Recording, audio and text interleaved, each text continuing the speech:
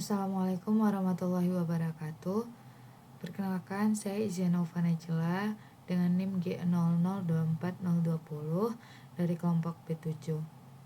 Pada kesempatan kali ini, saya akan menjawab beberapa pertanyaan yang terdapat di laporan anatomi. Yang pertama, itu ada pertanyaan 1. Jelaskan secara runtut mekanisme ereksi dan ejakulasi. Nanti di sini pada pertanyaan pertama kita akan menjelaskan mengenai bagaimana sistem ereksi, bagaimana mekanisme ereksi dan bagaimana mekanisme ejakulasi. Yang kedua, jelaskan secara runtut anatomi dari organa genitalia feminima eksterna. Nah, di sini nanti kita akan menjelaskan mengenai struktur anatomi atau bagaimana sih bentuk anatomi dari organ genitalia pada perempuan yang tapi eksterna ya. Yang ketiga itu ada jelaskan anatomi dari REN beserta vaskularisasi dan inervasinya. Nanti pada bagian nomor 3 ini kita akan menjelaskan mengenai struktur anatomi dari REN atau ginjal. Nanti di situ kita akan menjelaskan bagaimana vaskularisasi atau yang sistem pembuluh darahnya bagaimana di bagian REN atau ginjal, dan bagaimana inervasi atau yang mempersarafi REN itu bagaimana ya. Oke, pertanyaan pertama tadi itu jelaskan secara runtut mekanisme ereksi dan ejakulasi. Oke, yang pertama ada mekanisme ereksi. Nah, pada saat pikiran kita itu dalam sedang seks atau dia dalam berpikiran, maka stimulus taktil di glans penis itu memberikan umpan balik pada saraf simpatis, sehingga menyebabkan apa? Menyebabkan yang namanya menginhibisi vasokonstriksi arteri penis.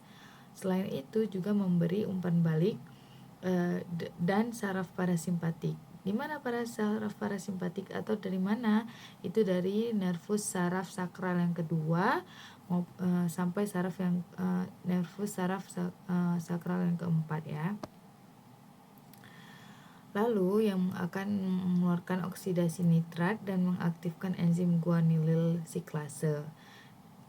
Selanjutnya enzim tersebut meningkatkan guanosin monofosfat atau singkatannya GMF siklik, sehingga arteri penis vasodilatasi. Karena arteri penis vasodilatasi, maka aliran darah akan banyak masuk sehingga menyebabkan ereksi ya. Nih seperti yang ada di gambar. Enggak cuma sampai situ. Selanjutnya aktivitas saraf parasimpatis yang tadi sudah dijelaskan, dia akan menyebabkan vasodilatasi kan.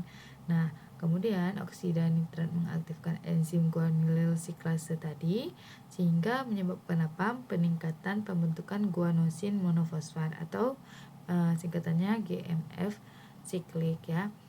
GMF siklik ini untuk apa?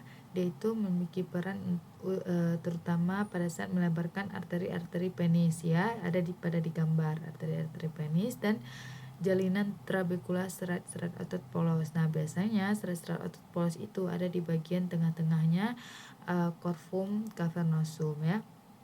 Kemudian biasanya hanya aktivitas saraf simpatis yang menyuplai arteriol. Bila aktivitas saraf simpatis meningkat, apa yang terjadi? Maka terjadinya vasokonstriksi. Nah, kalau dia saraf simpatisnya menurun, maka akan terjadi vasodilatasi. Nah, kemudian pada saat begitu penis akan mengalami ereksi dalam jangka waktu sekitar 5 detik. Nah, corpora cavernosa tadi yang terisi darah itu akan menekan vena di sekeliling penis, mencegah darah kembali, mempertahankan kepadatan penis yang ketika lagi ereksi. Jadi pada saat ereksi itu darah ya, darahnya siapa yang untuk mencegahnya? Itu ada dari vena yang ada di sekeliling penis. Nah, pada saat itu terjadilah ereksi selama sekitaran 5 detik ya, lebih kurang 5 detik. Nah, jadi pada saat ereksi itu adalah pengumpulan darah di bagian penisnya. Kemudian ada mekanisme ejakulasi. Nah, bagaimana mekanisme ejakulasi? Itu yang pertama ada emisi. Maksud dari emisi itu dari mana? Itu dari testis ke sistem OUE ya. Kemudian ya yang pertama di mekanisme ejakulasi ini dia ada impuls simpatis. Maksud impuls simpatis itu gimana? Itu adalah kontraksi glandula OGM ya, organa genitalia maskulina atau pada organ genital pada laki-laki. Nah, di sini terdapat vesikula seminalis dan prostat.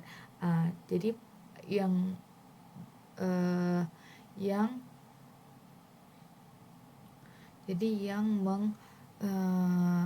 mensarafi ya, mensarafi yang memberikan organ gitu ya, organ yang berperan gitu.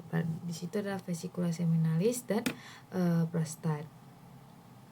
Kemudian dan ampula dari vas deferens yang mengantarkan semen yang dimana semen itu terdiri dari cairan spermatozoa, cairan vesikula seminalis dan cairan prostat ke uretra interna. Ketika fase ini sphincter uretra interna di leher vesika urinaria itu tertutup ya, kenapa tertutup? Untuk mencegah terjadinya semen memasuki vesika urinaria yang disebut dengan retrograde ejaculation. Jadi ketika dia sudah sampai ke vesika urinaria di lehernya itu ditutup dia sama sphincter atau otot. Nah, untuk apa? Biar dia jangan naik lagi ke atas atau nanti bisa terjadi retrograde ejaculation. Kemudian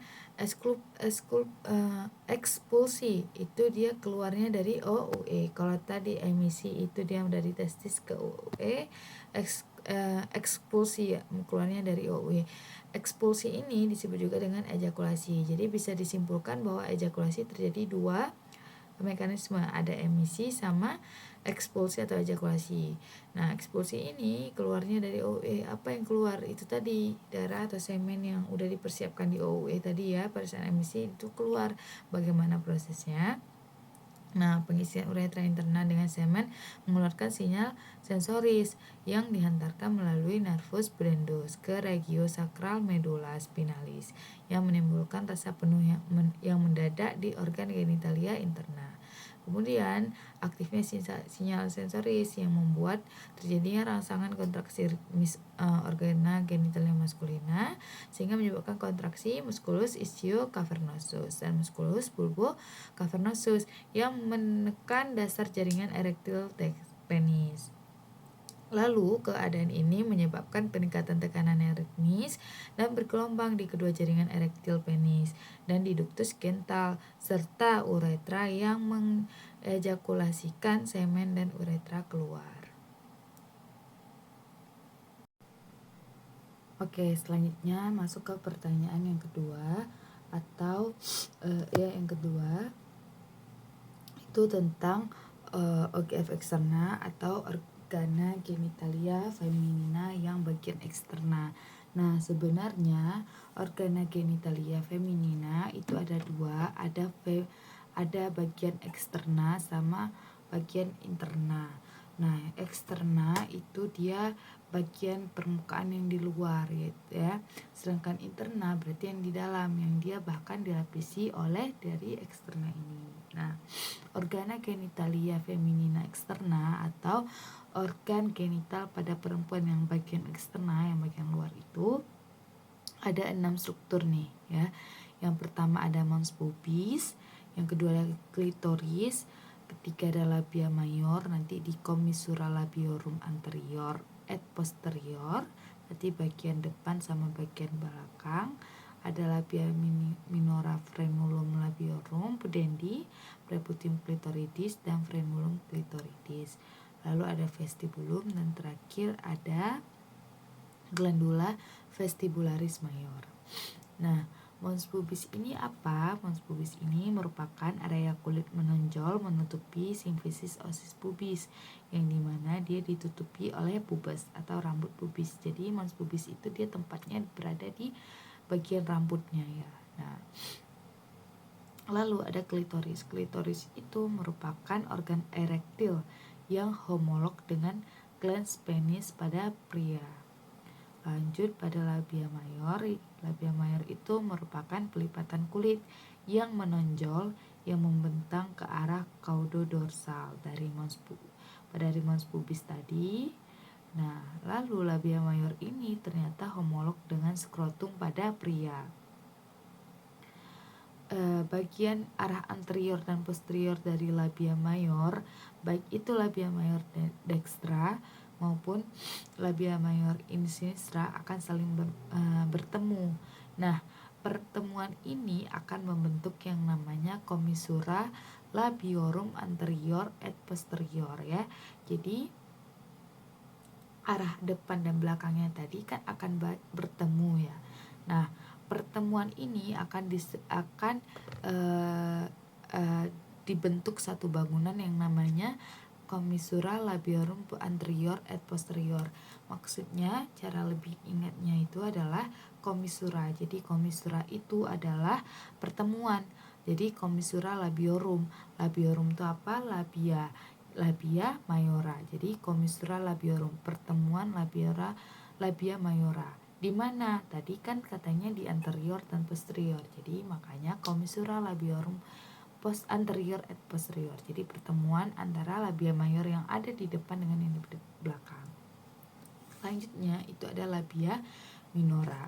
Nah, labia minora itu merupakan pelipatan yang tidak mengandung lemak dan kulit yang tidak berambut.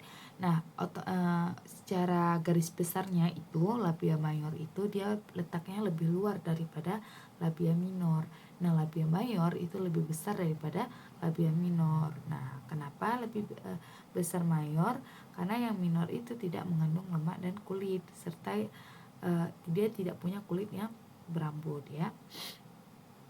Lalu labia minor ini terletak di antara kedua labia mayor. Labia minor ini membatasi bagian lateral dari OA dan orificium vagina. Pada wanita yang sudah pubertas ya, akhiran posterior dari labia minor dextra maupun labia minor sinistra dia akan berhubungan membentuk frenulum labiorum pudendi atau fucete. Lalu ke arah anterior itu dia dibagi menjadi ada lapisan atas sama ada lapisan bawah. Nah, lapisan atas itu disebut dengan preputium clitoridis, sama kalau yang bawah itu ada frenulum clitoridis. Nah, sama kayak tadi juga di bagian labia minor ada pertemuan, di bagian labia minor itu juga ada pertemuan. Tapi pertemuan ini terjadi pada saat pubertas ya. Nah, selanjutnya ada vestibulum. Vestibulum itu apa? Vestibulum itu merupakan ruang yang dikelilingi oleh labium minus atau labia minor tadi yang menjadi muara ostium uretra, ostium vaginal, dan ductus glandula vestibularis mayor dan minor. Selanjutnya ada glandula vestibularis mayor atau glandula Bartholin ya. Glandula ini homolog dengan glandula bulbouretralis. Nah, di mana glandula bulbouretralis ini dia pada pria ya. Setiap glandula mempunyai ductus yang akan bermuara tepat di sebelah lateral pada canggungan di dua labia minor tadi ya. Oke, lanjut. Ini adalah hymen atau biasa selaput darah atau ya selaput darah ya, atau ya selaput keperawanan. Nah, jadi hymen ini merupakan selaput mukosa kaya akan pembuluh darah. Ada yang namanya caruncula hymenalis, yang itu merupakan sisa-sisa hymen yang sudah rusak akibat koitus. Apabila hymennya telah ruptur, terlihat penonjolan kecil-kecil di pinggir vagina yang disebut dengan tadi caruncula hymenalis. Nah, ada yang namanya hymen imperforata, di mana hymen tidak memiliki lubang sehingga darah menstruasi tidak bisa keluar. Nah, ini yang pertama ada anular hymen, lalu ada septal hymen, lalu ada cerviform hymen sama varus hymen. Jadi pada saat hymen perforata ini dia itu tidak ada lubang, jadi dia tertutup dia semuanya ya, dia tertutup lapisannya sehingga darah menstruasinya tidak bisa keluar. Lanjut vaskularisasi atau yang memberi sistem peredaran darah di bagian organa genitalia feminina atau organ genital pada perempuan yang bagian eksternal. Yang pertama itu ada arteri pudenda interna yang nanti dia akan bermuara ke arteri perinealis, ada bulbo vestibuli, dorsalis clitoridis sama femoralis profunda. Sedangkan vena itu ada 3, ada vena pudenda externa, lalu ada vena yang nanti akan bermuara ke vena vena magna, lalu ada vena dorsalis clitoridis profunda yang nanti bermuara ke vena pudenda interna, lalu ada vena dorsalis clitoridis superficial yang nanti akan ke muara ke vena sapena magna. Lalu tadi sudah vaskularisasi, ada inervasi yang mempersarafi yaitu nervus cavernosi clitoridis atau splanchnici pelvici, itu terjadi pada saat dia ereksi ya. Lalu ada nervus pudendus somatosensorik. Lanjut ya, ini adalah nomor 3. Tadi kita disuruh menjelaskan mengenai anatomi ren ya, ren atau ginjal. Nah, ren di sebelah kiri itu akan lebih tinggi daripada ren di sebelah kanan. Mengapa demikian? Karena di sebelah kanan itu terdapat hepar. Nah, terjadi desensus hepar atau terjadi yang namanya penekanan hepar sehingga ginjal lebih ke bawah ya. Nah, lalu ren atau ginjal itu merupakan organ retroperitoneal atau organ yang tidak selalu dilapisi ya. Jadi dia tidak semua permukaan ren itu dilapisi. Nah, terdapat glandula adrenal di polus superior. Nah, ginjal ini atau ren ini terletak di mana? Nah, tadi kan terjadi perbedaan, jadi terjadi perbedaan juga letak antara ginjal kiri dengan ginjal yang kanan. Ginjal kiri itu dia setinggi bagian superior dari vertebra toraks yang ke-12 atau biasanya kisaran dengan lebih kurang koste yang ke-11. Lalu ada inferior, di bagian inferior ginjalnya itu dia terletak di vertebra lumbal yang ketiga. Lalu ginjal dextranya atau ginjal sebelah kanannya itu terletak di mana? Dia itu lebih rendah setengah vertebra karena adanya pendesakan lobus hepatis dexter. Nah, jadi ada lapisan pembungkus di bagian ginjal. Ada dari profunda itu dari bagian dalam ini,